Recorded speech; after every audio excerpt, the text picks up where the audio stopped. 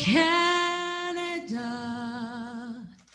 our home and native land, true patriot love in all of us command. With glowing hearts we see thee rise, the true north, strong and free. From far and wide, oh Canada, we stand on guard for thee. God keep our land glorious and free. Oh Canada, we stand on guard for thee. Oh Canada, we stand on guard for thee.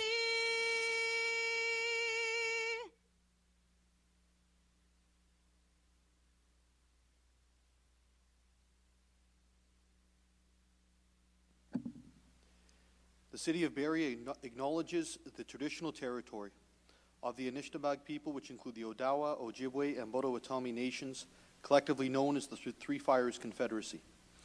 We also acknowledge the Wendat Nation Huron, who occupied these lands prior to the middle of the 17th century. We are dedicated to honoring Indigenous history and culture and recognizing the enduring presence of Indigenous peoples in this land. We're committed to moving forward in the spirit of reconciliation and respect with all First Nations, Métis, and Inuit people. You may be seated.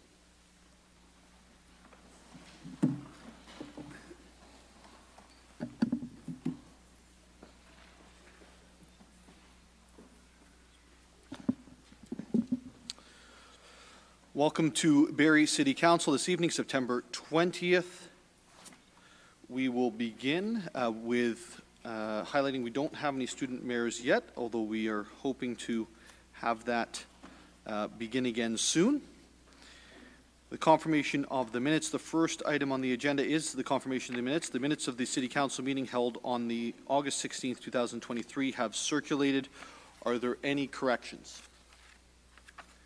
Seeing none, this is adopted as printed and circulated.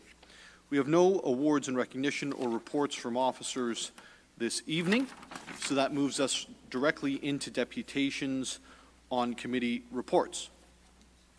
4 deputation requests were received from persons wishing to speak to the motions from the General Committee report dated September 13th. Each deputation is permitted a maximum of 5 minutes in accordance with the City's procedural bylaw.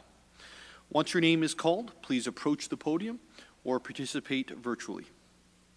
The first 3 deputations are regarding motions 23-G-193 and 23-G-195 concerning the zoning bylaw amendment applications for Barrie Young Developments GP Inc. lands known municipally as 447, 449, 451, 455 Yonge Street, and 427, 429, 431, 435, and 437 Yonge Street, all of which reside in Ward 8. To begin the deputants this evening, I'll now call upon Blair Mills to deliver the deputation. Blair, you have 5 minutes to provide your deputation this evening. And I believe that you'll be able to track that. Sorry. So we'll just wait a second so that I see. Under the gun. Welcome, sir. Welcome.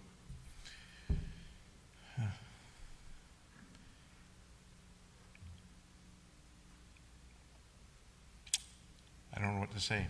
I think the decision was already made last week as I addressed council. I did send in a letter which got very little response. It's kind of a bit shocking to learn how our public service works.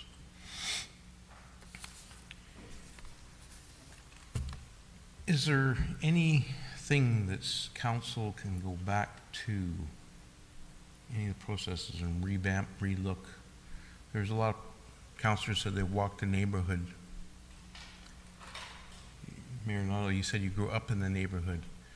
So the decision for your gut was to not go ahead with this, but the decision of policy overruled that. I don't think everything was really taken into consideration. I'm not against development on this property. I'm against the high buildings proposed. If we can get a lower floor count, maybe somewhere around 4, that's more fitting for the area, that's what we need to look at. So I don't know if council can go back. I know it's gone through various processes. I know the public doesn't get involved in this. A lot of people, the neighbors complain, but they don't get involved. And I'm sure you see that here in council. You don't see many public come out and actually see what goes on. I'm as guilty as that myself, only because this proposed development affects me directly. Because I live right beside it. I know that's going to be quite the uphill battle to construct this without the least impact on the community for the next 2+ probably years it'll take to construct this. So again, I don't approve what's being approved. I approve something that's not as dense, more fitting for the community. And I guess that's it. It's short and sweet, but to the point of, is there anything that council can do to go back to the staff report, any processes along the way to reinvestigate, to look at this particular project in a different light than what's been written in black and white.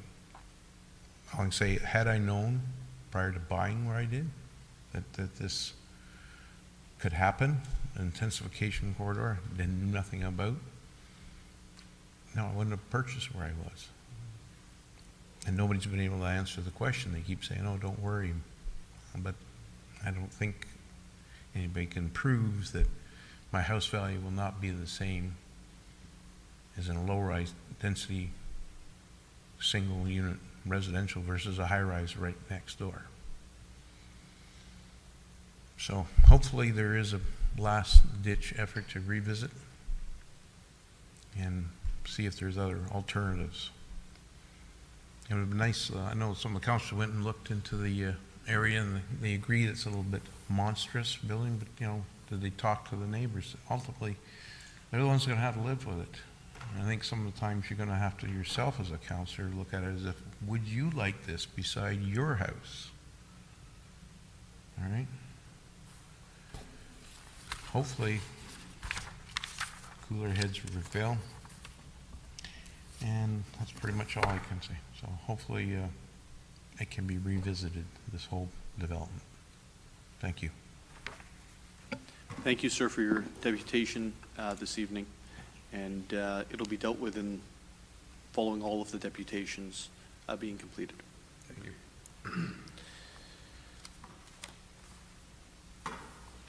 I'll now call upon Greg Stevenson to deliver a deputation this evening as well. After Mr. Stevenson is at the microphone and started, your 5 minutes will commence. Welcome to City Council, sir. Good evening, everybody.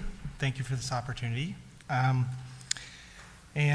just want to say that this has been something that, as residents, we've paid a lot of attention to for obvious reasons. And I can't say it isn't emotional, but I do respect it has to be objective, it has to be looking at with policy, planning policy, and all of that.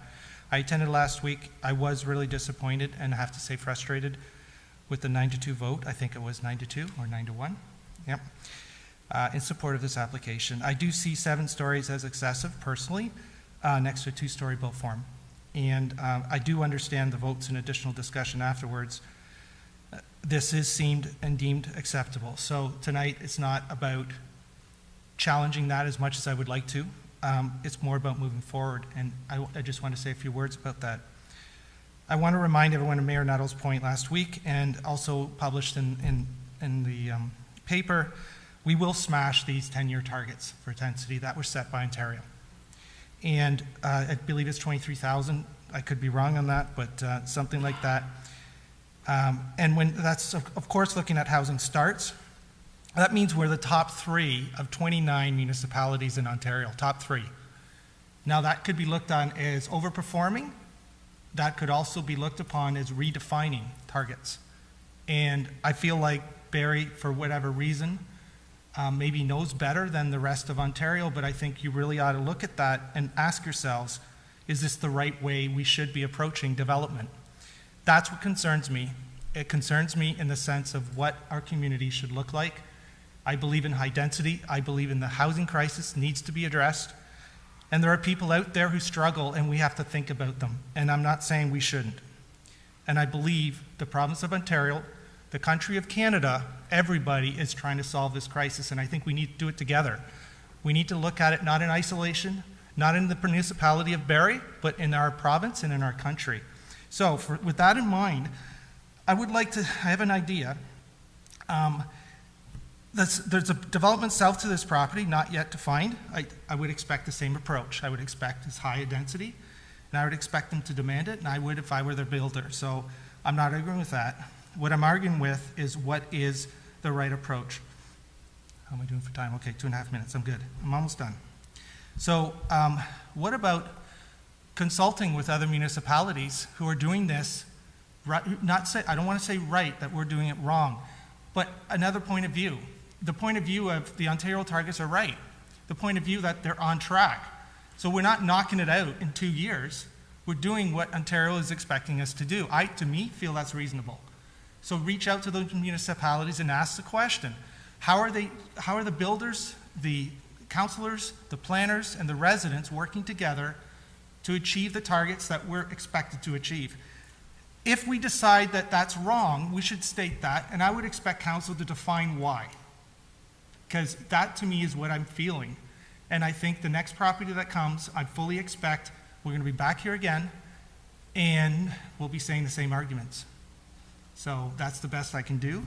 I thank you all for the thought. I know that you've put a lot of thought into this, and I'm not suggesting you're wrong at all. I think what I'm suggesting is let's work together and learn from other municipalities. We're all in the same boat, and I think maybe we can do it better if we do that. So thank you very much. Thank you, Mr. Stevenson, for your deputation this evening. I'll now call upon Jason to deliver a deputation this evening.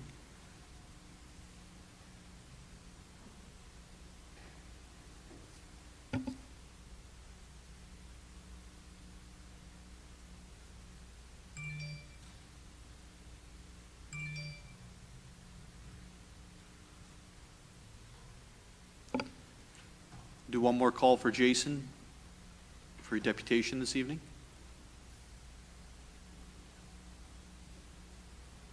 Okay. We will proceed to the 4th deputation, and if Jason shows up, we'll rearrange to allow him to be able to speak, if that's okay with members of council. The 4th deputation is regarding motion 23-G-194 concerning the extension to temporary use bylaw to permit an agriculture use, 15 Harvey Road, Barrie Bryan Drive Developments Limited.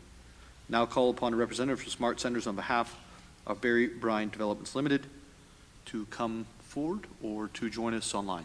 Can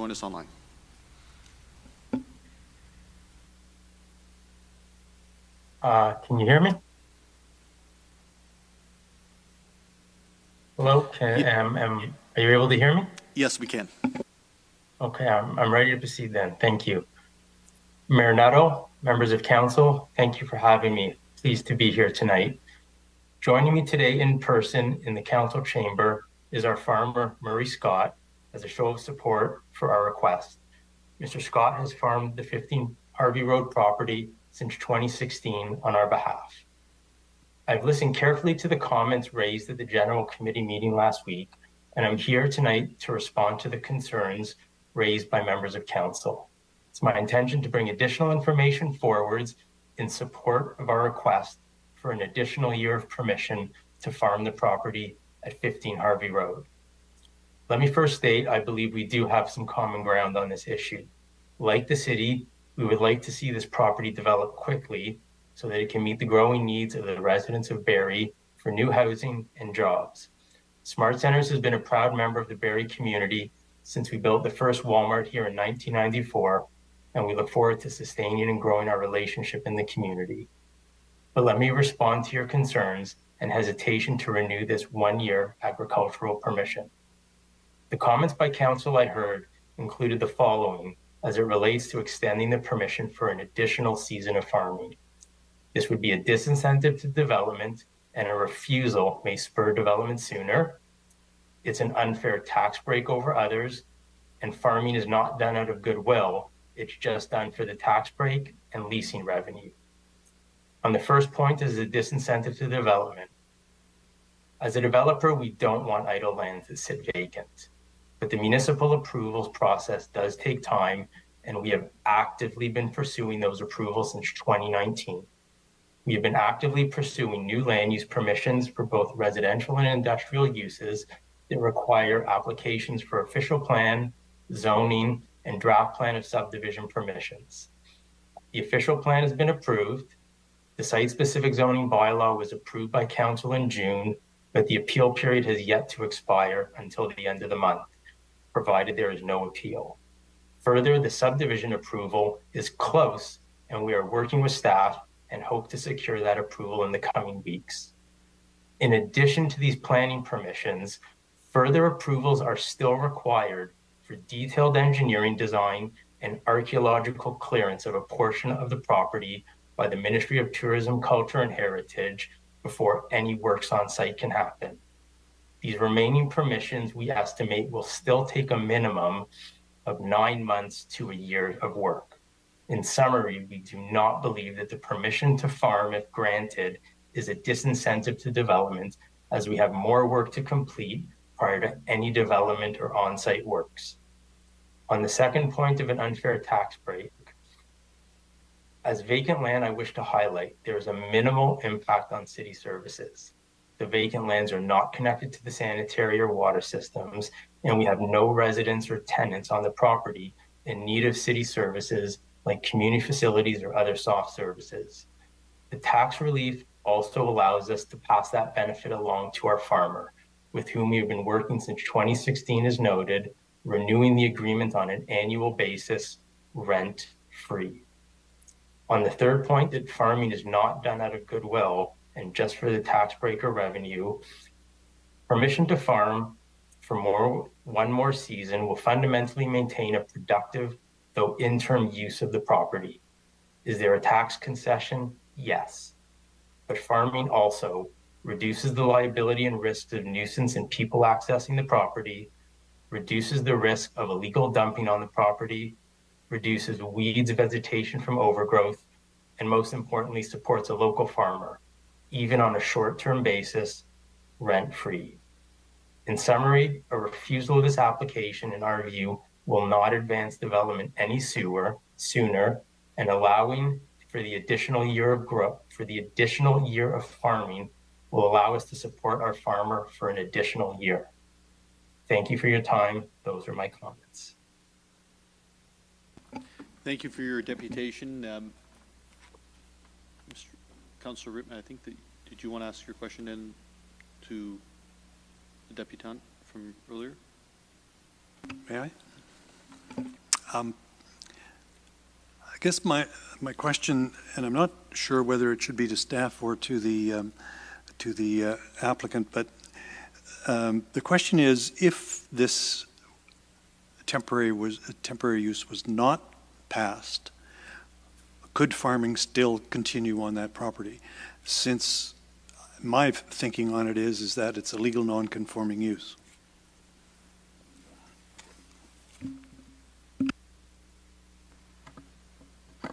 Through you, Mayor Nuttall, to Councillor, sorry, was it Rietma? That I couldn't see around that. The use is not, the use for field crops or agricultural production is not permitted under the current zoning. So that is why the temporary use provision was investigated and applied to the land so that it would have an interim use while the development process was ongoing.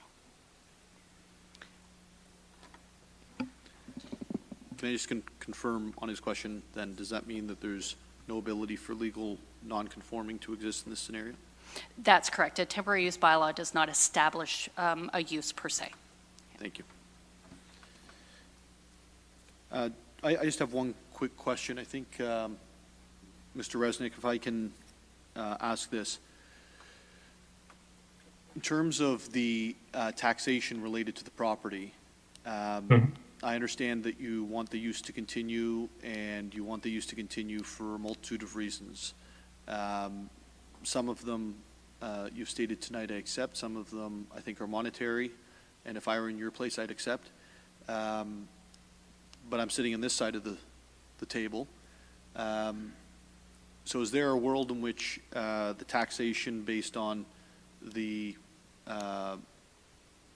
zoning would be agreed to, or donation to the city through to make up for the lost revenue? Because it's very difficult for us to look our citizens in the eyes on this and establish that developers are able to get cuts, but individuals are not. That's not something I could respond to. I don't have the authority to confirm that. If there would be an agreement to defer the decision, I would be happy to take that request back and report out at the next council meeting. Councillor Hamilton. Thank you, and through you, Mayor Nuttall. My question, I was just trying to get a sense of the timelines here. So you've been farming since 2016, and you're saying it's a lengthy process, obviously, to get approvals to go ahead with the development. What are the timelines, given we're in 2023 now? I'm just trying to get a sense around when are we actually going to see shovels in the ground to get something built here? I don't have a definitive timeline for shovels in the ground, but as outlined in my deputation, there are still engineering design approvals and ministry approvals. And while we estimate those to be at least a year in terms of securing those approvals, it could be quicker and it could be longer. At the same time, I can advise that I would not anticipate the entire development to happen at once. It would be a phased development. So it would be our desire to continue to farm the non-developed portions. But if that's not approved, then we will continue to develop as soon as we can, subject to the market conditions and lease up and ability to bring tenants for the employment lands, or the market conditions for the residential lands. And have the approvals, have you initiated the process to get the approvals at this point, or has that not even been initiated yet? The engineering and the archaeological approvals typically follow the planning approvals, which we are at the tail end of. The bylaw, as I noted, the appeal period expires at the end of the month, and provided there is no appeal, that would be enforced. And then it's the time it takes to complete the subdivision approval with staff, which is under delegated authority. And once those are in place, that gives us the comfort to know that the planning permissions are in place to support the engineering design. And on the archaeological front, there is a requirement for consultation with the First Nations, which we have asked our consultants to commence. So I believe those preparations are underway, but it's a process that it's hard to confirm the timeframe depending on what is found. Okay, thank you. Thank you, Councillor Hamilton. Councillor Harvey. Thank you, Mayor Nuttall, and thank you, Mr. Resnick, for your deputation. As the ward councillor, I'm just kind of curious, because when you drive by that site now, especially at the north end from Harvey Road, it very much looks like it's the beginnings of a construction site with the excavation for the future expansion of Brine Drive as you start heading southbound. How do you envision farming occurring at the same time that such a dramatic amount of construction is going on with building a new 4 or 5 lane road through there? It's occurring at the moment. Construction has been underway I can't quote exactly when it started, but I believe about a month or so now, perhaps longer. Siltation controls were put up at the edges of construction, and the crops are growing, and the construction is happening adjacent to it. It's a current condition. Just a follow-up, if I could, to help myself and my colleagues understand. When it comes to the farming, now you may or may not have this answer, just for curiosity, like how often would farm implements be going onto the property, whether it's at the beginning of the season for plantation or at some part of the season when it comes to harvesting whatever type of crops are on the lands right now?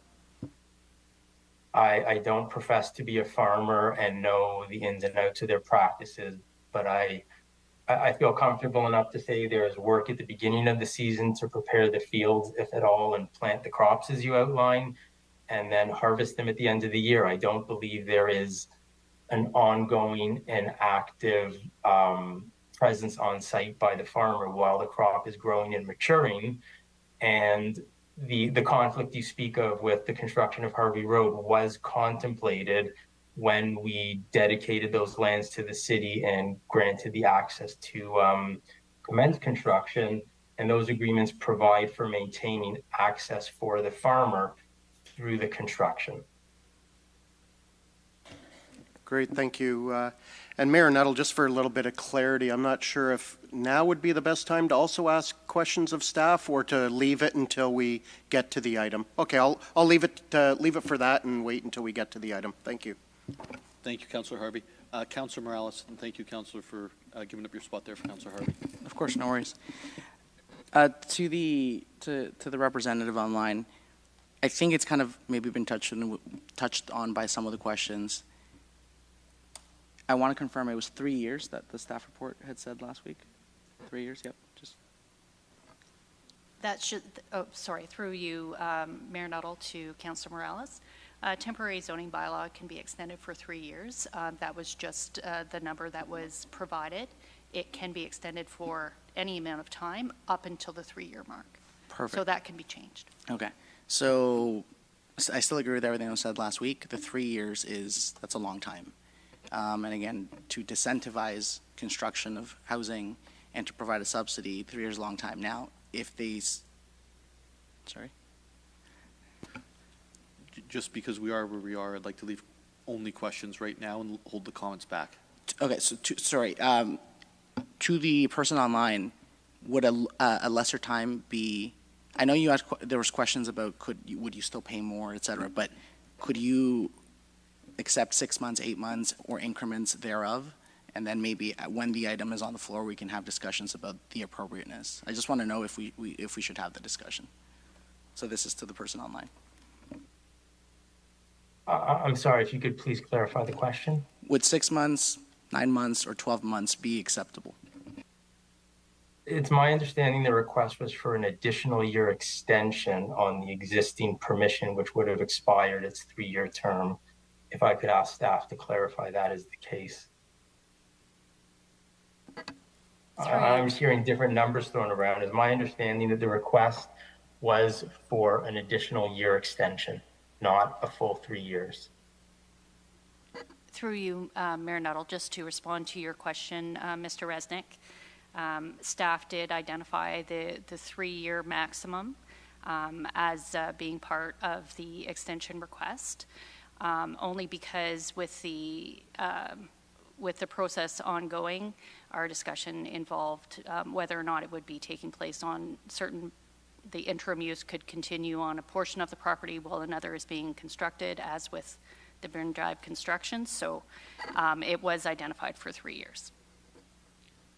Okay, so Mayor Nuttall, I'm hearing a year was requested. I'm hearing, and I'm happy to be corrected, 3 years was recommended, or up to 3 years. So maybe there's a bit of wiggle room there, and we'll have the discussion when the item's on the floor. Thank you, Councillor. Any other questions around the table? Seeing none, thank you, Ms. Resnick, for your deputation this evening, and we'll be dealing with the matter in a few minutes here. I'm going to put out one more call for Jason. I don't believe anyone stepped in here, but just in case. Okay, so we're going to move on from deputations at this point on to tax applications. Deputy Mayor Thompson, do you have a motion regarding the tax applications this evening? I do, Mayor Nuttall. Thanks. Moved by myself, second by Councilor Morales. Tax application to council for cancellation, reduction, and or additions to tax dated September 20, 2023.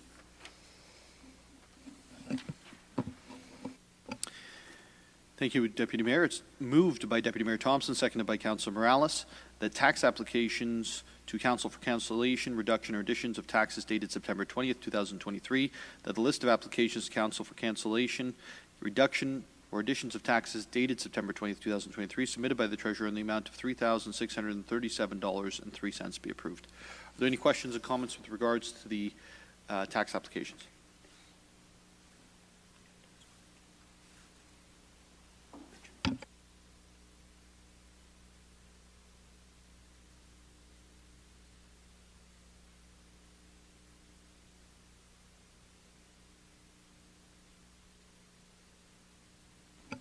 Madam Deputy Clerk, have we received any objections to the list of applications for cancellation, reduction, or additions of taxes?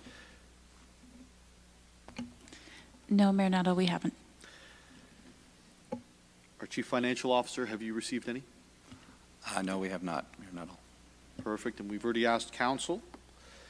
So seeing as none, we will take the vote. All those in favor? It's approved. We'll now move from tax applications past communications, as there's none, into committee reports. Deputy Mayor Thompson, you have the motions. Thank you. Moved by myself, second by Councilor Morales, that Section A of General Committee Report dated September 13th, 2023, as circulated, be adopted.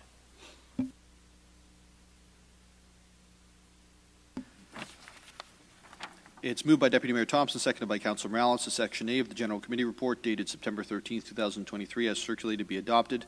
This is regards to 23-G-190, Zoning Bylaw Amendment 101 to 119 Bay Lane in Ward 8. 23-G-191, AAA under 18, Dressing Room Facility Agreement. 23-G-192, Invitation to Present, Royal Victoria Regional Health Center. Are there any questions or comments with regards to Section A of the General Committee Reports? Seeing none, all those in favor? And it's approved. Deputy Mayor Thompson. Moved by myself, second by Councilor Morales, that Section B of the General Committee Report dated September 13th, 2023, as circulated, be adopted.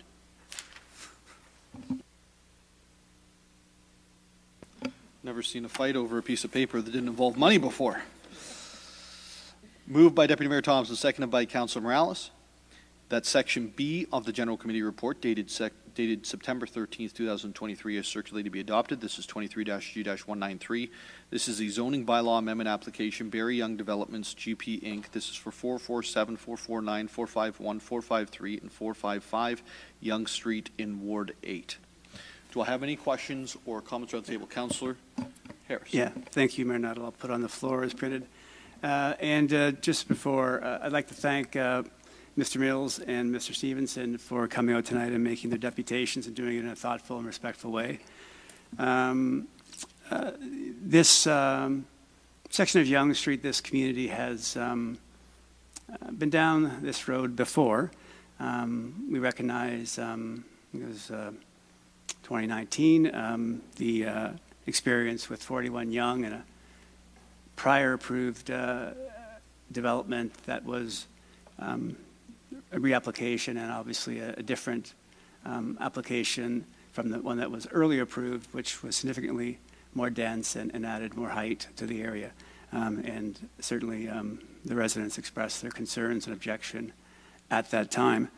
We're here again, and we're just down the road again in the same area with, and I know we see these as separate, but we see them as, we also experience them as connected. So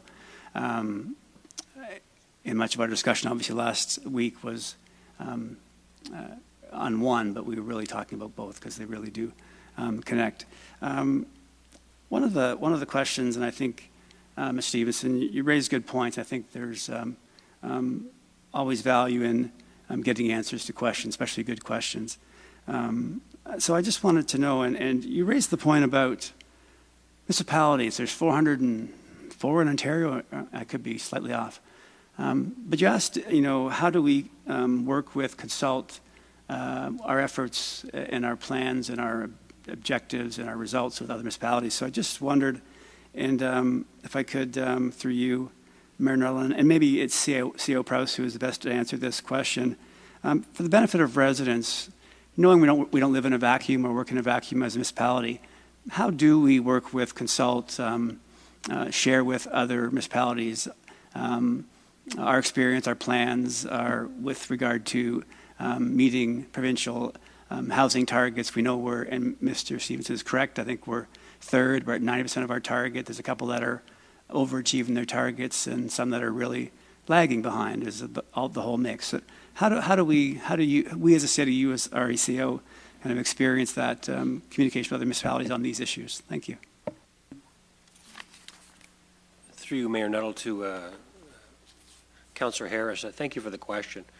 I think you'll find that in talking, not just to the team in planning, but throughout the organization, we network extensively with other municipalities. We are all really from the same family, but we are dictated to and directed by the province. When we talk about housing numbers, housing starts, those are all a point in time. And even just recently, the province was very critical of another municipality for their very low housing starts, and very complimentary to the city of Barrie for our very high housing starts. But those numbers are a point in time. They do ebb, they do flow. And we continue to network with other municipalities on best practices, not just on how we can incentivize and create more housing opportunities, but better housing opportunities. So those working groups continue, and I know the team from planning will be working with other municipalities and associations to share those best practices, and that's not just a quantum of numbers. That's around development and how we build complete communities. Thank you. Maybe another follow-up, Mayor Nuttall. Thank you, CO Prowse. Certainly, and give credit to residents and to staff and to fellow councillors last week for really asking questions that focused on the policy and the things that guide decisions around development and recommendations that come to us. And for the benefit of those who are watching and those who've made the effort to come tonight, with regard to our policies, I would assume, but I don't want to assume, and maybe for the record, we're not an outlier. We don't have policies that are significantly different, the interpretation, than other municipalities or the province would see. Are we in line? Like we're not this outlier of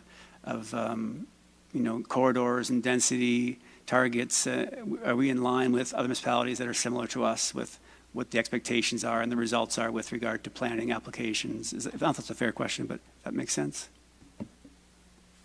Through you, Mayor Nuttall, to Councillor Harris, I think I gather the point that you're getting at, Councillor Harris. I think you'll find that not only our policies, but our practice and our approach are very similar to other municipalities. Again, we're not all identical, but we're all very, very similar in our approaches. I think the team in Barrie does an excellent job of staying up with best practices and their approach to development.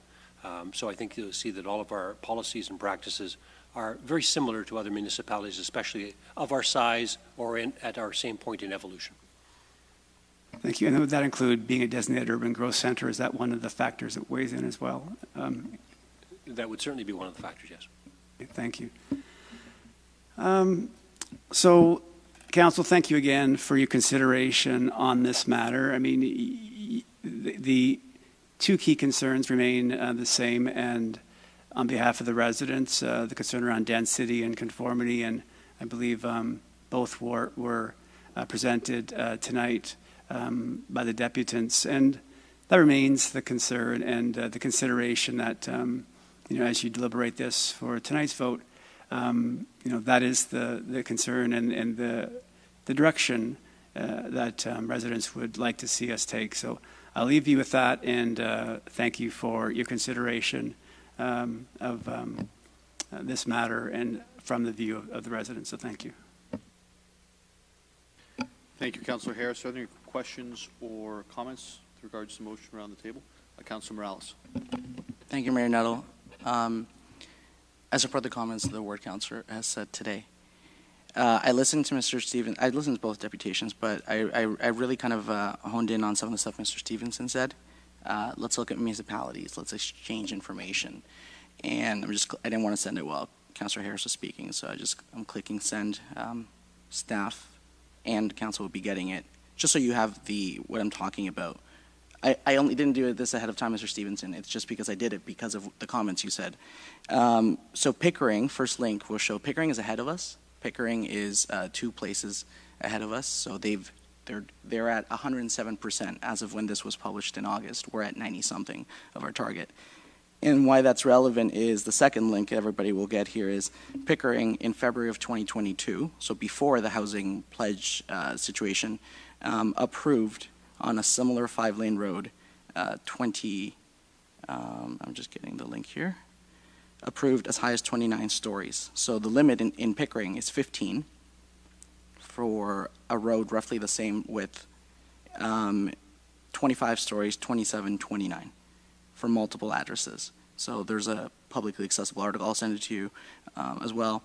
The other thing I wanted to cover, Mayor Nuttall and members of council, is a Pickering link. And they call it their corridor intensification, not their intensification corridor.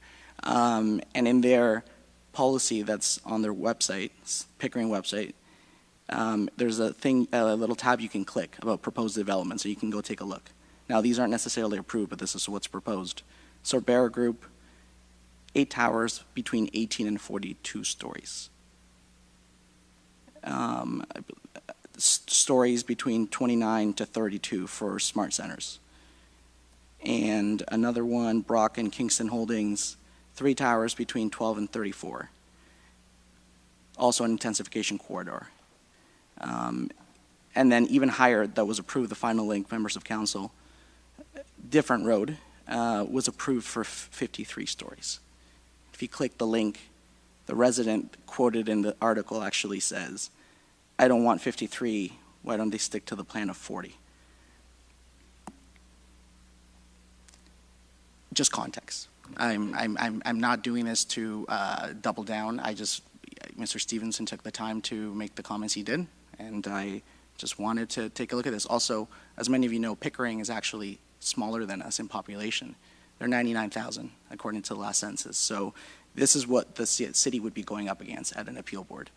If I can find it in 5 minutes, and it creates this much silence, imagine what planners and lawyers that are paid to get the data that you encouraged us to get would do. So I'll be voting in support of the rezoning. Thank you, Councillor. Any other comments or questions? Seeing none. I'm going to leave my comments from last week where they were. I actually want to concentrate on what happened midweek, which was that the City of London actually removed any caps on height or density, essentially. By right on development properties in the City of London now, there just isn't a cap. So if you live beside one of those places, you're going to, well, you don't know what you're going to be beside in the future. I don't want to see that for the City of Barrie. I want to see the City of Barrie be strategic about where and how development takes place. And that's why there's a zoning bylaw being done right now by all of our incredible staff. There's 2 points I want to leave on the table. I often give lots of praise to our planning staff because the amount of work that they have to do is mind-boggling.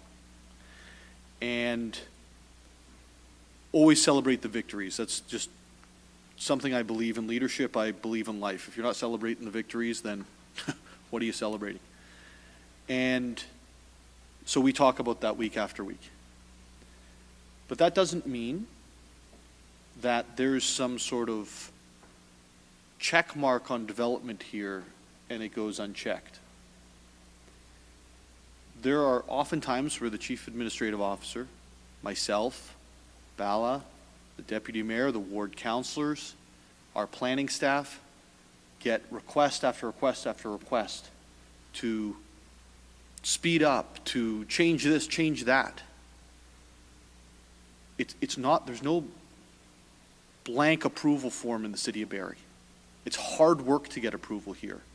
And it's even harder work for us to approve it. And I like that, because it means that we're being strategic and smart about how the growth of the city is going to take place. I want to hone in on a point, because I was the only member of council, and I'm throwing Mike in there, sorry, the CAO in there again, because you were on council then too, who approved the zoning bylaw under which this proposal was submitted. At that time, Councillor Harris would not represent this area. Councillor Morales would, because it was in Ward 9 and not Ward 8.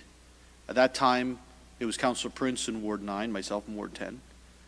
And it was a long time ago.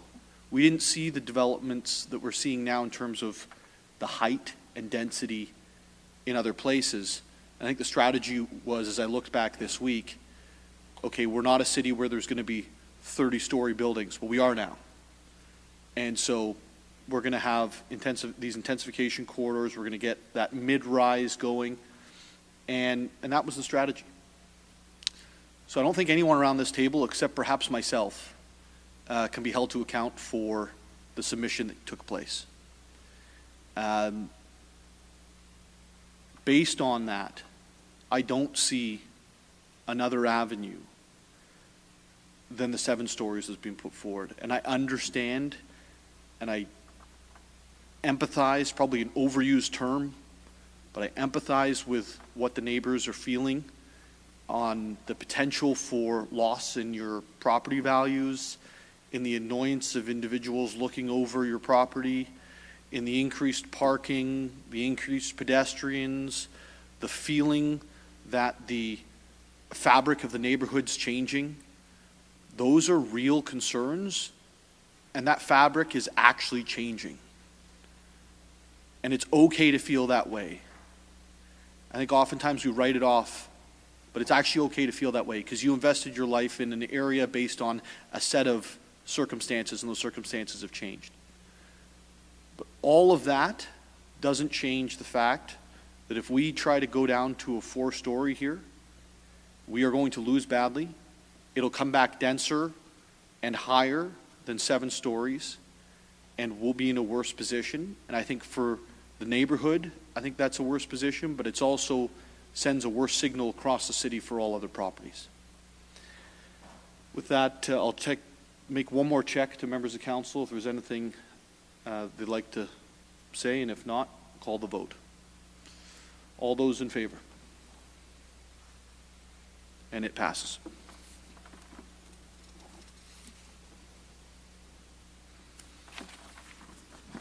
Deputy Mayor Thompson. Moved by myself, second by Councilor Morales, that Section C of the General Committee report dated September 13th, 2023, as circulated, be received.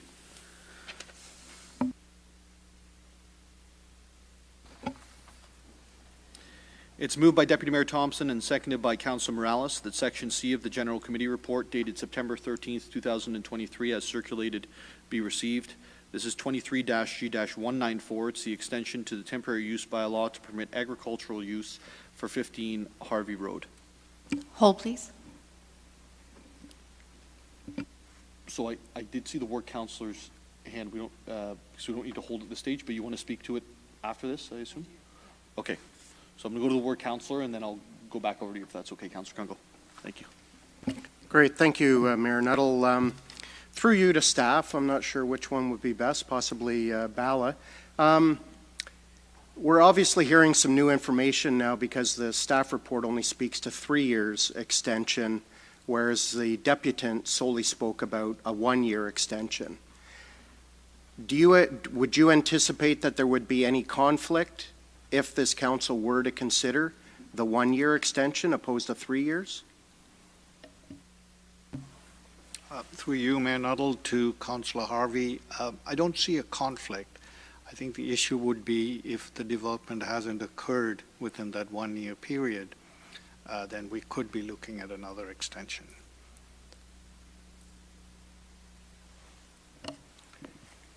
Okay.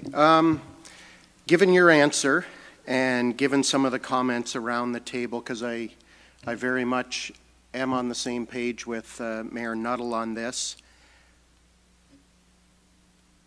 I've got a motion that I'm going to bring forward, but I also don't want to cut off Councillor Kungl either. So I'm going to hold off, and I'll let Councillor Kungl ask her questions. But just do keep in mind that I do have something that I would like to table. Thank you. Thank you, Councillor Harvey. Councillor Kungl? Thank you, Mayor Nuttall, and thank you, Councillor Harvey. I have a motion prepared. I can hold it because it didn't pass at General Committee. My understanding is I would need to make a direct motion to change anything within that current. So I have a referral motion, but if it cuts up conversation, I can wait, but I can only speak to it once at council. So I am referring, not deferring, to referring to next General Committee. And the purpose of that was because new information came to light, and I think through some of the conversation and points of clarity. So I know you came to me, but I can only speak to it once. So I'll look to the clerk's office around what you want to do here.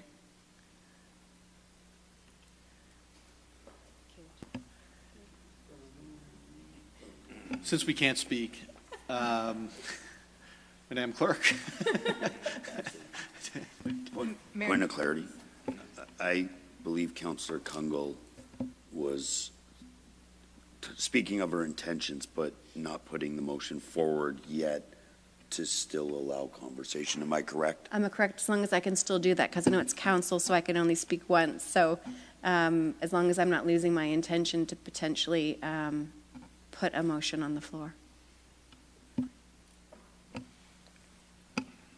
Mayor Nuttall, if I can answer some of the questions that are raised. So you asking a question is permitted once, bringing forward an amendment could occur at a separate time. Okay. I wanted to note for the members of council that last week the motion was placed on the floor and it lost. So the action that, because it lost, the motion is only being received.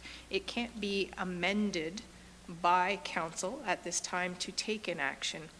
Council must refer it back to General Committee so that it can then take an action at General Committee, recommend an action at General Committee, and then that would seek approval. But at this point in time, you have no action item in front of you because it lost last week. So you need to refer it back in order to take any action. But it's different. Yeah, yes, thank you. Madam, deferring's an action, that's still available. Next time, correct, yeah. Without then referring it again back. Perfect. I don't want to refer, defer. I just want to ask. So do I still have the floor to ask a question without compromising my ability to put a motion on the floor later, is what I'm hearing through Ms. McAlpine? At any point, you can move an amendment. You can move 5 amendments, 10 amendments. I can't move an amendment because we don't have a motion on the floor. Well, you've moved an amendment to the meeting to refer it back, if you actually moved that. So at this point, you're speaking to the main motion.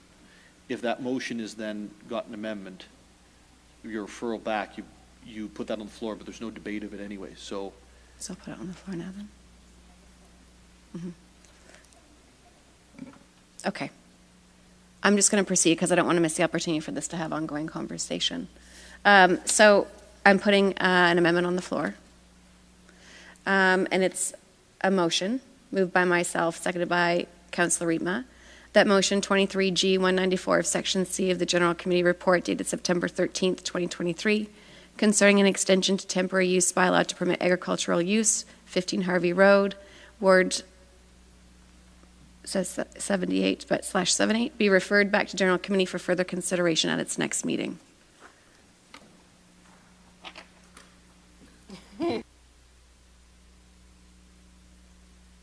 That was like a basketball pass there, going around the players.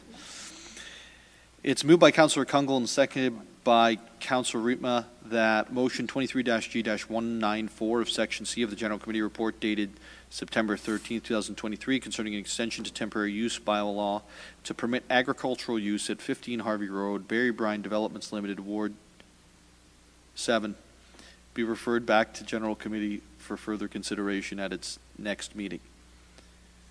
As it is a referral motion, it's not debatable. Members of council can ask questions at this point of staff, but we cannot take any comments. I'll cut any comments off. I have Councillor Morales and I have Deputy Mayor Thompson. Thank you, Mayor Nettle. I'm going to ask a process question to Councillor Congo, if that's okay. It's not about the merits of whether we're going to get more money or less. Perfect. You can ask questions. Of clarity of the process. Mayor Nettle, I talk a lot. But talking is one thing, procedure is another. And I've learned it the hard way. I'm sure some people will even know the meeting dates in the past years. This is the whole question part. This is the question part. So my question, respectfully to Councillor Kungle, on procedure, and I've learned it the hard way, I respectfully ask, would you consider removing your referral motion and letting the ward councillor do this? And here's my logic. This is significant to the adjacent neighborhood. Some people are going to think something worse is going to happen, something better. And I know at the end of the day, it's going to be that guy over there fielding those calls. So not a big deal, but I think like we get along quite well. I think I've made those comments before last year. CTV picked that up. This council has worked well. And I have been on the learning experience of this, by the way. So I want to completely be absolutely clear. So it's just a question of process to the move of the motion.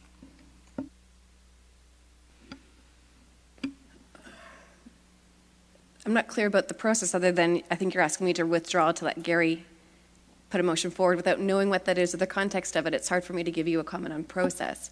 I think by me tabling this, ask questions, I'm happy for the ward councillor to take it. I was the only one that voted in favor of the recommendation. So not knowing feedback from anyone else, I stand by it because I would like it to move for conversation. I don't think there's anything that I've added to this that is nuanced around changing scope. Just want to take the feedback from Mr. Resnick today, the information, and dig in a little bit deeper from that from Ms. Cemetery, and bring it back for conversation. So I think I'm going to hold where I am. Fair enough. A follow-up question to Ms. McAlpine. Ms. McAlpine, if somebody, like the motion we have now, if somebody doesn't like the content of the current motion or if it had been someone else, are we able to amend a referral motion? In essence, canceling it out if we don't like what we see?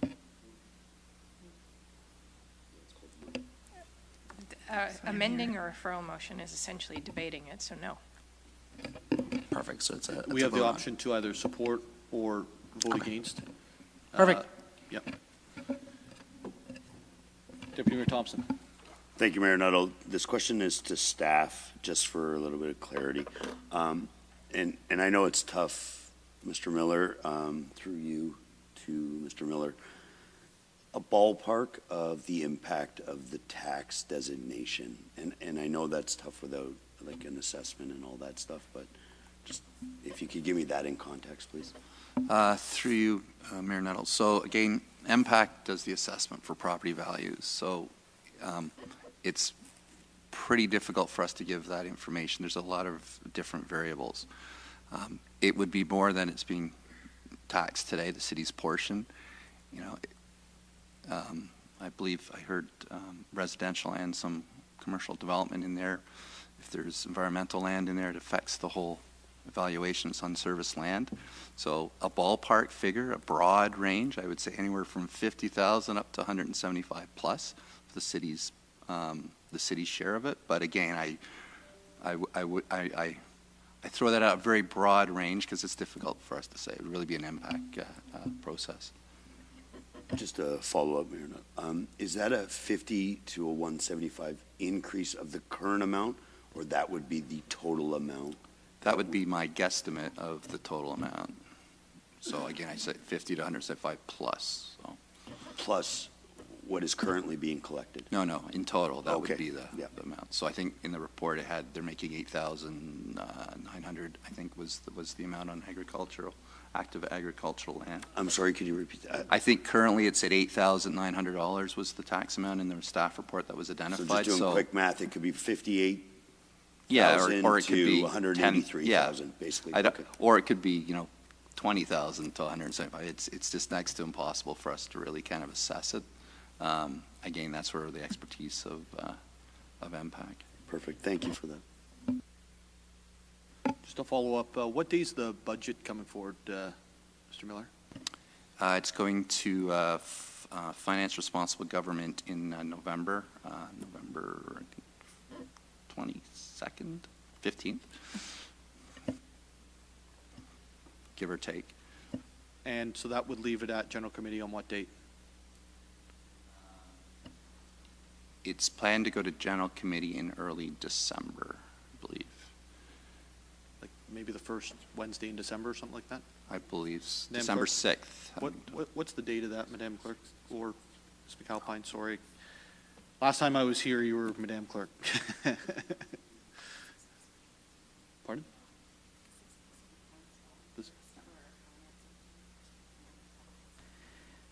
Through you, Mayor Nuttall, the 2024 budget presentation is going to be presented on November 22nd at Finance and Responsibility. And the deliberations for the city operations will be at General Committee on November 29th. On November 29th? Okay. May I ask, if something's referred to General Committee, can we pick the date that it's deferred to?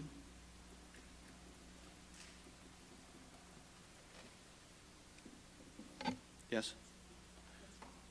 And have we picked a date with this? It's in front of me. I should be able to. The date is September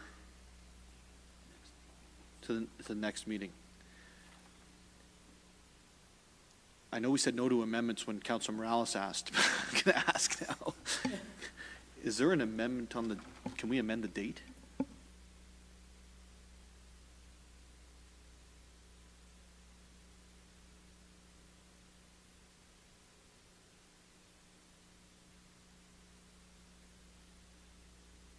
Members of council, if we wanted, we could change the date, but only by defeating this motion.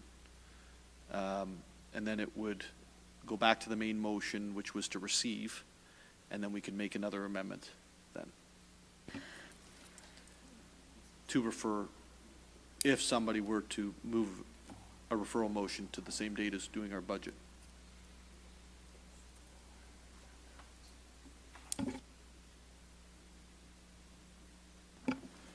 Your Councillor? I guess if through you, Mayor Nuttall, to the clerk's office, since I've tabled the motion, am I able to modify it or do I have to withdraw it? Mayor Nuttall, through you to Councillor Kungl. Once the motion has been received by the mayor and introduced, it takes you to withdraw it. You can't amend it from there.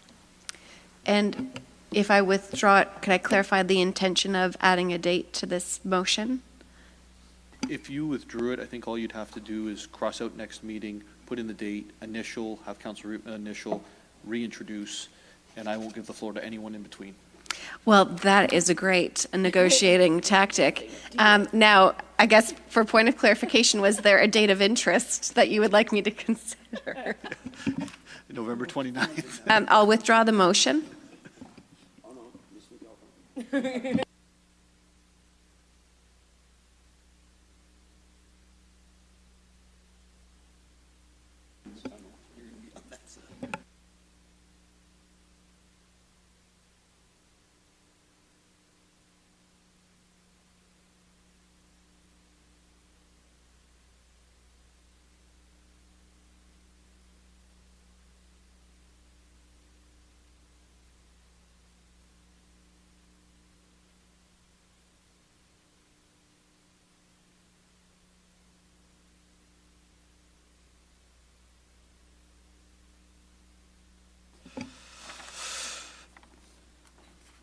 Deja vu. It's moved by Councillor Kungl and seconded by Councillor Riepma that motion 23-G-194 of Section C of the General Committee Report dated September 13, 2023 concerning an extension to the temporary use bylaw to permit agricultural use 15 Harvey Road, Barry Bryan Developments Limited, Ward 7 be referred back to General Committee for further consideration at the November 29, 2023 meeting.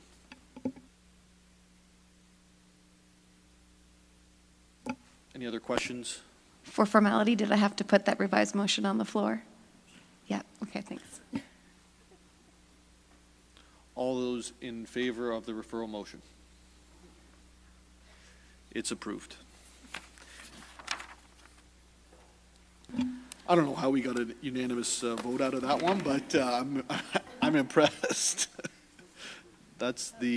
Now we're on the motion as amended. Are there any other comments or questions with regards to the main motion? Seeing none, all those in favor? That's approved. Thank you.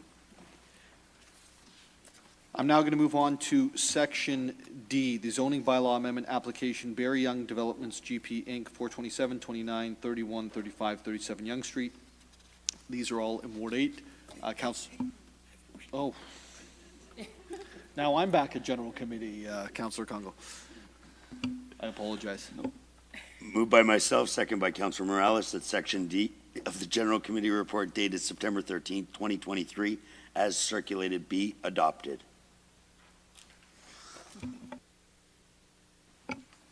Sorry about that, folks. It's moved by Deputy Mayor Thompson, seconded by Councillor Morales, the Section D of the General Committee report dated September 13, 2023, as circulated, be adopted.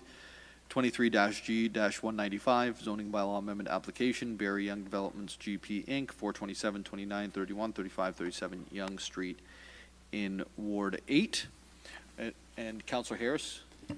Yeah, thank you. I'll put it on the floor as printed. And again, just wanted to, I don't want to restate things I've said before, but I wanted to, on behalf of residents and again, recognize the thoughtful way they've approached this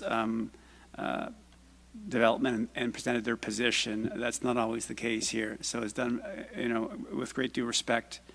And one thing, and they do recognize, and I want they know that the presentation at the neighborhood meeting was 8 stories with towns. It is recognized that this is now 7 stories with greater setbacks, no variances on parking. So there is recognition that the process did provide some changes that were respectfully presented as concerns by residents. So, and recognition that the developer was reasonable in these elements. So I want to make that clear on behalf of the residents that it wasn't just kicking and screaming and making comments that were not fair, reasonable, rational, and all those things that sometimes, unfortunately, we hear when we post something. So on behalf of the residents of this area, the outcome is not as you would have hoped, but I do respect that the process and working with the developer, working with the staff, and the process did net a far different outcome than that was initially presented at the neighborhood meeting. So I think that's really important for us to acknowledge. So, and I thank you, Mayor Nuttall, for the context. I think, and unfortunately, some have left, but a great question was asked by a resident asking about how we compare other municipalities, what's happening around the province, and you gave a really recent and clear example of London. And having spent a lot of time there in the last 3 years with a young one who lived in London, I understand. So, and Councillor Morales, you also gave context again, Pickering, a city that's growing and evolving and is not as big as Barrie. So this is the context that we're in, and this is where we are. And we don't live on Tomlin Crescent. We don't live on McLaren. So we then ourselves are not as impacted, and recognize that the residents really thoughtfully brought forward their concerns, and they do understand and they do appreciate it and respect that development has to happen here, and development will happen here. And we've all, those of us who are Barryites, we've driven down that corridor for a long time and seen those for sale signs. I don't even know how many years. I think it might be over a decade. So this is not news that something was going to happen there. The matter what happened, what was going to happen there was what was possibly the news. So, respectfully, as the process goes, and the learning that we all gain from the experience, and recognizing where we've landed. And I've spoken to residents, and they understand. At this point, I will not be asking council for formality, for fall on the sword to vote this one down. I recognize where we are, realistically, rationally, and that this application, given all the context that we've been provided over these 2 weeks, it meets the standard. The staff have done their due diligence. So, the first one, I voted against it, but I will not vote against this one. So I thank you, everybody who have had conversation with me and the residents, and been thoughtful, respectful, and we recognize that this is where it's landed, and I respect that's where we are. So thank you. Councilor Morales. Thank you, Mayor Nettle. Councilor Harris is very humble. I'm not, so I'm going to say something about Councilor Harris here. To the residents, as Councilor Harris said, this may not be the number you wanted, but you're extremely well represented by your councilor. The number moved in the direction that the residents wanted. And I understand contextual, we can't treat the whole corridor the same, okay? But for context purposes, some of the residents may not have watched the meeting 5-6 weeks ago in Ward 9. The number started at 8 and finished at 11. Here it started at 8 plus towns and moved down. So you're extremely well represented by your councilor. I can't emphasize that enough, and it's easy for me to say just approve things. I understand Ward 8 is different than Ward 9. I understand how long people have been there is different. I understand your trees are more mature. Even though we do have a bit of a Painswick kind of corner there, but I am aware of these things. And I said it before about a former councilor. I can only imagine what it's like to approve 40-something stories. You should be commended. So I've said that about the previous councilor last term. I'll say that again about Councilor Harris on this. And then I'll just close off by saying, Mr. Butler, Ms. Roberts, and everybody involved on the file, in my opinion, excellent job on this. We've got policies in place. It's not easy. There's a human element to it. But at the end of the day, you have designation at the end of your name. And you need to, and I'm proud of the way that your decision stood by that. So that's it. Thank you, Councilor Morales. Any other questions or comments around the table? Seeing none, I'll call the vote. All those in favor? And it carries.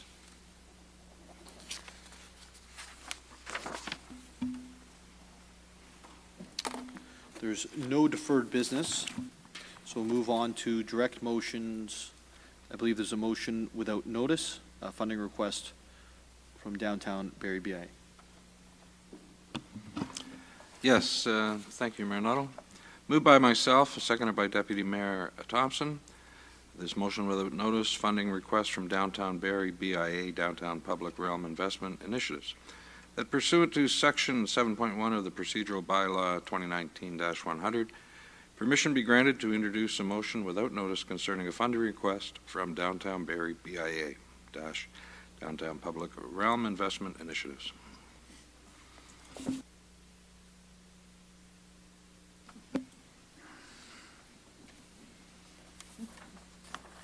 It's moved by Councilor Nixon, seconded by Councilor Thompson. The motion without notice, funding request from downtown Barrie BIA, Downtown Public Realm Investment Initiatives, that pursuant to Section 7.1 of the Procedural Bylaw 2019-100, permission be granted to introduce a motion without notice concerning a funding request from downtown Barrie BIA, Downtown Public Realm Investment Initiatives. A two-thirds majority for this vote is required. I'll call the vote. All those in favor? It carries unanimously. Councilor Nixon. Thank you. Moved by myself and seconded by Deputy Mayor Thompson. Direct motion funding request from downtown Barrie BIA, Downtown Public Realm Investment Initiatives. That the downtown Barrie BIA request for funding to contribute to the Downtown Public Realm Investment Initiatives to support the safety and well-being of the downtown area of $35,000 be approved on a one-time basis and it be funded from the reinvestment reserve.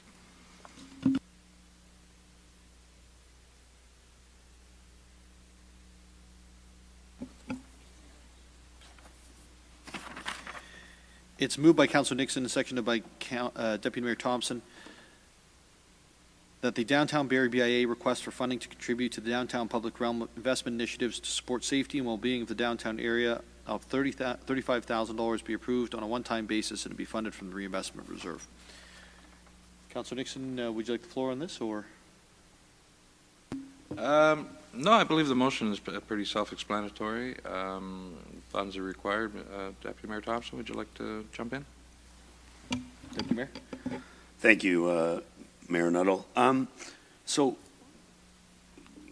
we've had a few of these direct motions and stuff, and it's just a little bit time sensitive. The BIA reached out to council and looked at some things. You know, we actually had a meeting last night where we were, you know, a lot of people spoke of a lot of different activities that are going on, and you know, the BIA spoke of some of their experiences and some of the things that are occurring where they're trying to invest in having people come down. So they've got some initiatives that they were looking to do, and we want to work as a partner to achieve the same goal of a vibrant downtown that is safe and respectful to everybody. So, you know, I appreciate Councillor Nixon bringing this forward. You know, sits on the BIA and represents the downtown. So I think this is something that we've really got to look at as, you know, some of the solutions is team effort in, you know, with a lot of organizations. Thank you, Deputy Mayor Thompson. Yes, Councillor Hamilton. Just a question, if I may, through you. Thank you, Chair Nuttall, Mayor Nuttall. Jeez. Can we elaborate a little bit? I agree. I think I'm generally supportive of this, given the conversations and dialogue that we had last night and the focus on some of the safety initiatives. But can we elaborate a little bit in terms of what the BIA has proposed to do with the $35,000? And is there any specific kind of accountabilities attached to that they'll be reporting back on to us, or are those conversations to be had?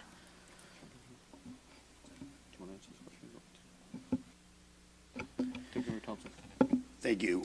Thank you for the question. So my understanding is it's going to pertain to some areas around the Meridian Square. And it's one of those things, you don't know what the effects of it will be until it's done. And then I think moving forward, if this is successful, it may lead to other initiatives. And it is actually going to be a partnership between ourselves, the property owner, and the BIA to try to, you know, kind of look at all different out-of-the-box thinking to try to achieve that. Great, thank you. I love the idea of a partnership between the city and BIA. Again, given last night, I think we need to build those partnerships up, and I love, again, your focus centered around kind of Meridian Square. I think last night some of the dialogue really was that is the core of our downtown, and it's become so unsafe right now. So I do think this is an urgent issue, given some of the behaviors, aggressive behaviors, violent acts, open drug use, specifically in that area. I do think we need to deal with this ASAP, and so I am hoping, though, at some point, maybe attached to this, we can have a bit of a report back or something to sort of identify what we're doing with that money and the outcome and successes from it. So I will be supporting this. Thank you. Councillor Corser. I just wanted to ask the question, sorry, through you, Mayor Nuttall, to, I guess, Councillor Nixon. Is there any, should our service partners be informed, or should they be involved in this conversation? Will this be affecting any of our service partners? Thank you, Councillor Corser. No, I don't believe so. It's not. It's more of a, you know, the community safety, beautification, you know, issue, not something that they would need to be involved in. No. Okay, thank you for the clarification.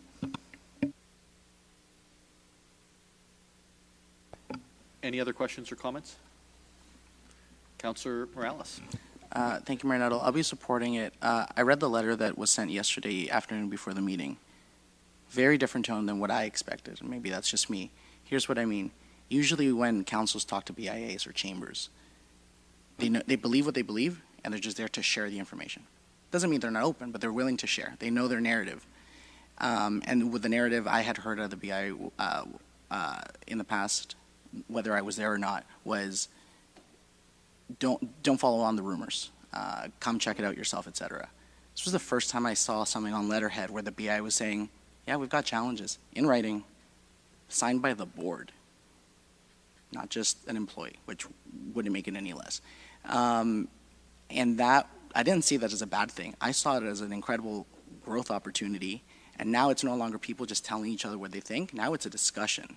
Hence why we had the meeting yesterday. Hence why it was productive. So the fact that the BIA has come that far and they outlined, hey, we're willing to acknowledge we need to respond to issues. Here's what's been working well. Here's maybe where we need. That's an incredible way for them to reframe that, and that's why I'll be supportive tonight of this. Thank you, Councilor Morales. Councilor Harris. Yeah, thank you, Renato. I apologize if this was answered. I missed it. Maybe just for some clarity through you to Deputy Mayor Thompson. Again, I apologize if I missed it. Can you give description on what are downtown public realm investment initiatives? If I missed that, I apologize. If you could give me one more go at that. And maybe for those who missed it, maybe I'm not the only one, thankfully. If it's okay, I'll jump into this point. We've had well, quite frankly, we had Councillor Hamilton last night speak to this. We've had many interactions with the public who have raised concerns inside Meridian Place. We've had the BIA, CAO Prowse and I had a meeting with the BIA, the Busby, the police, and others. When was that? 2 weeks ago? And everybody centered around what can we do there. The BIA is committing some of their own funds to try to help in that space. I think it's about it being open, lit, and encouraging productive behaviors. So I know that they're going to have to do some more research into exactly what they're going to get on the back end, but the goal is to open it up and make sure that some of those behaviors we're seeing specifically behind the Pink Building and backing for the buildings on Dunlop Street are discouraged. Okay, great, thank you. And that's fine. I just said it would be great if we are able to measure the positive outcome of the investment. That would be great. So I will support this and hopeful that we can identify if the changes and improvements. So I thank you for that. I think we'll be able to measure it for sure. Any other questions or comments? Seeing none, all those in favor of the direct motion? And it carries. We're now at inquiries. Are there any inquiries for our public service this evening? Seeing none, I'll go to announcements. Deputy Mayor? I have none. Any other announcements this evening? I'll start with Councillor Courser. Okay. This Friday at Sunnydale Park, between 5:30 and 7:30 p.m., our Barrie Native Friendship Center is having their autumn equinox celebration, hosting an autumn equinox ceremony at Dorian Parker Center at Sunnydale Park. We invite community to bring your sacred items and bundles to feast as we transition into a new season, or simply come to learn more about the autumn equinox. There will be corn, soup, and scone will be provided. Elders, knowledge keepers, and those who bring their feast bundles will be served first. We encourage the community to come out and join. Thank you, Councillor Courser. Councillor Kungl. Thank you, Mayor Nuttall. I'll hold the date for October the 15th for Ward 3. We're doing a partnership with Clean Up Barrie, so if you are identifying any areas of high need for a fall garbage pickup, please don't hesitate to let me know. We'll be going back through the ward and identifying different areas, and then I'll be sending out communications on the Councillor Kungl Facebook page and on social media around where to gather for any residents that would like to pitch in to clean up a part of Ward 3 this fall. Thank you, Councillor Kungl. Are there any other announcements this evening? Seeing none. The city is accepting nominations for the 2023 Barrie Heritage Awards. Celebrate Barrie's history by nominating a homeowner, business, or individual or group that has made strides in fostering local identity through heritage preservation and awareness. The nomination deadline is October 30th, and you can visit barrie.ca/heritage in order to get the information. The Curbside Giveaway Day is happening this Saturday, September 23rd. Residents at home can rehome gently used or unwanted items a second life. Items to be placed at the curb and marking them as free. Any items left over that evening need to be removed by 9 p.m. For information, please visit barrie.ca/curbside giveaway day. City hosts Game On to relive the nostalgia of retro video games and go head-to-head in a video game tournament on September 23rd in partnership with the Barrie Public Library Comic Fest. The event will feature a Mario Kart tournament for all ages and after dark tournament for ages 19 plus. For further information or a list of times and locations, please visit barrie.ca/gameon. You can tell I was interested in that by I slowed down to take it all in. The Recreation and Culture Services have made several enhancements to the all-in-one membership Rec Pass. Effective September 25th, residents will be able to purchase individual or family Rec Passes online 24/7. For further information, visit play.barrie.ca. The City of Barrie is accepting applications from eligible local organizations for the fall intake of the 2023 Recreation and Sport Community Grant, which provides funding to enhance access to recreation and sports opportunities in the City of Barrie. Interested organizations can learn more about the grant and apply at barrie.ca/community grant. Automated speed enforcement is coming to the City of Barrie. Coming soon signs have been installed where the speed cameras will be placed. Once activated, the signs will be replaced with the municipal speed camera in use signs. For further information on automated speed enforcement, visit barrie.ca/traffic. The next Affordability, Finance and Responsible Governance Committee and General Committee meetings will be held on September 27th, 2023, 1 week from this evening. Deputy Mayor Thompson, I believe that you have the bylaws. Thank you, Mayor Nuttall. Moved by myself, second by Councilor Morales, that leave be granted to introduce the following bills, and these bills be read a first, second, and third time and finally passed. Bill 95, 96, 97, 98, 99.